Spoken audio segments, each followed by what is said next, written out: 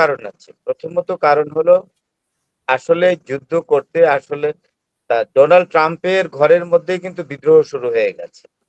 হুম, এখানে তার ক্যাবিনেটে যারা আছে কেউ সরকারের সাথে যারা ট্রাম্প সরকারের সাথে যারা খুব ঘনিষ্ঠভাবে যুক্ত তাদের কেউ যুদ্ধ চাচ্ছে না। আপনি তো জানেন তুলসী গাবার্ড রিজাইন করেছে। হুম, তুলসী গাবার্ড অত্যন্ত গুরুত্বপূর্ণ ব্যক্তি and she is the director of the national intelligence of the United states of America. গোয়েন্দা বাহিনীর প্রধান, সোজা কথা গোয়েন্দা প্রধান। তো তার সম্পর্কে একটা অভিযোগ আসছে যে তিনি নাকি ইরানের যে এত কিছু আছে, ইরান যে এত ড্রোন এবং মিসাইলে এত শক্তিশালী সেটা তুলসী গাবার্ড নাকি পরিষ্কারভাবে জানাতে পারে নাই।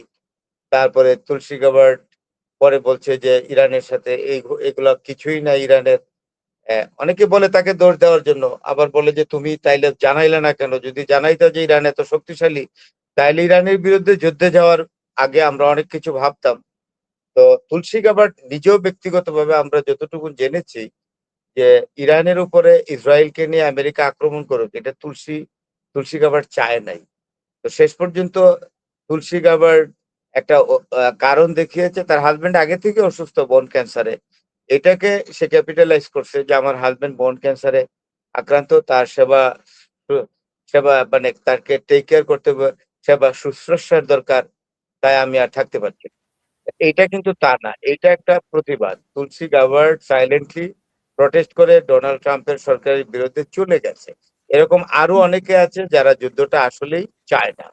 আর আরেকটা জিনিস হলো এই যে আহ, মানে একটা পিস ডিলে যাওয়া, এখানে মার্কো রবিও বলেছে যে গত শনিবারই নাকি আপনার মার্কো রবিওর স্টেটমেন্ট অনুযায়ী যে ইরাক থেকে একটা প্রপোজাল আসবে, সেই হয়তোবা আমরা একটা গ্রহণযোগ্য প্রপোজাল আসবে।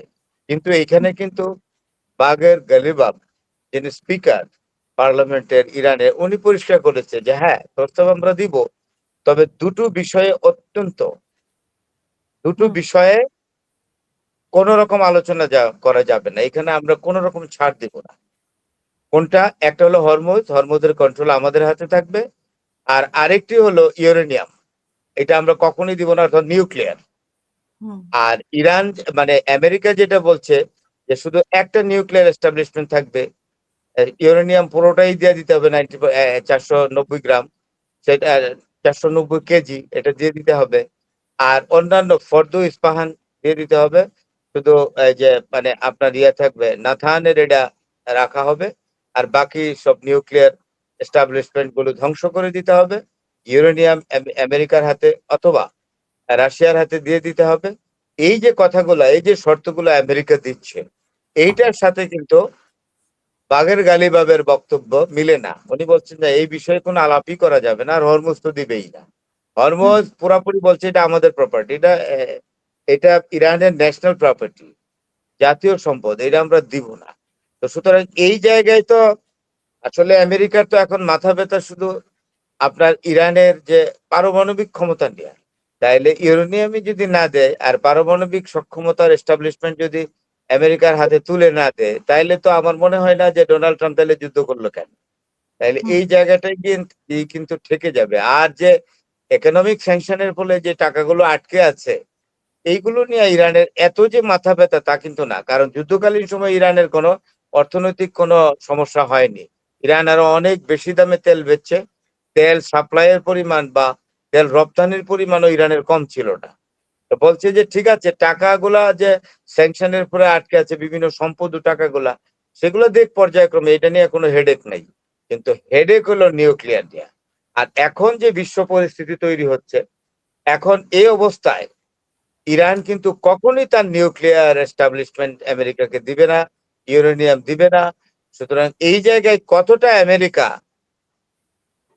শান্তি চুক্তিতে আসবে সেটা কিন্তু প্রশ্ন সাপেক্ষ। তবে আসিম মনির ছিলেন, উনি বোধহয় আজকে বা কালকে রাতের দিকে ফিরে আসছেন, উনি তেহরানে ছিলেন। এবং হুম, সেইখানে উনি যাদের সঙ্গে আলাপ করছেন, মাসুদ পেজেশকিয়ানের সঙ্গে আলাপ করছেন, কোলাকুলি করেছেন, ফুটেজে এসছে। ইরানের প্রেসিডেন্ট, তারপরে বাগের গালিবাফের সঙ্গে কথা বলেছেন, আব্বাস আরাগচির সঙ্গে কথা বলেছেন, আইআরজিসি প্রধানের সঙ্গে কথা বলেছেন। আরো অন্যান্য অ্যাসোসিয়েট যারা আছে মিলিটারি পার্সোনেল, অর্থাৎ আইআরজিসির বিভিন্ন স্তরের লোকজনের সঙ্গে কথা বলেছেন। তো এখানে বাগের গালিবাব আসিফ মুনির সম্পর্কে ফিল্ড মার্শাল একটি কথা বলেছেন যে আপনি মিলিটারি ম্যান, আপনি একজন স্টলওয়ার্ড মিলিটারি ক্যারিয়ার পার্সোনালিটি। আপনি একটা জিনিস ভালো করে জানবেন যে যুদ্ধ কত ক্ষতি করে আর শান্তি কত প্রয়োজন একটা জাতির জন্য। আমরা ইরানিরা শান্তি চাই, আমেরিকা সেটা চায় না। আর এইগুলা তো আমেরিকা চায় না বলে আমাদের উপর অন্যায় যুদ্ধ চাপিয়ে দিয়েছে। তবে আপনি একজন মানে সেনাপ্রধান হওয়া সত্ত্বেও আপনি যে এই কূটনৈতিক দায়িত্ব নিয়ে একটা শান্তিপূর্ণ ডিলে আসার চেষ্টা করছেন, সেটার জন্য আপনাকে ধন্যবাদ। কারণ আপনি বুঝেন যে যুদ্ধ কতটা ধ্বংসাত্মক আর শান্তি কোনো জাতি এবং বিশ্বের জন্য কত প্রয়োজন। এখন আরেকটা জিনিস বলি, ভিক্টর গাও, আপনি তার নাম শুনে থাকবেন। চীনের হুম, বড় ধরনের ডিপ্লোম্যাট, খুবই স্টলওয়ার্ড পুরনো ডিপ্লোম্যাট, ইয়াং জেং এর স্ক্রিপ্ট লিখতো। তারপরে এখন হলো শি জিনপিং এর আপনার আন্তরাষ্ট্রীয় এবং প্রতিরক্ষা বিষয়ক উপদেষ্টাও বটে এই ভদ্রলোক। উনি কালকেও একটা সাক্ষাৎকার দিয়েছেন একক চলো, হুম, সেখানে একটি কথা বলেছেন যে চীনের ভূমিকা আমি স্পষ্ট করতে চাই। সেটা হুম, হলো এই যে ইসরায়েল এবং আমেরিকা ইরানের বিরুদ্ধে যে যুদ্ধটা করছে, এটা যুদ্ধের নামে এক ধরনের আগ্রাসন। It is an aggressive war, it is an aggression in the name of war. এটা পারে না। আর ইরান যেই করছে, ইরান প্রতিহত করছে, এটা ইরানের রাইট, অধিকার। হুম, সুতরাং আমরা যাদের নৈতিক অধিকার যারা রক্ষা করছে ইরান, তাদের পক্ষে আছি। আর হুম, যারা আগ্রাসন চালাচ্ছে ইসরায়েল এবং আমেরিকা, তাদেরকে আমরা সমর্থনের প্রশ্নই উঠে না।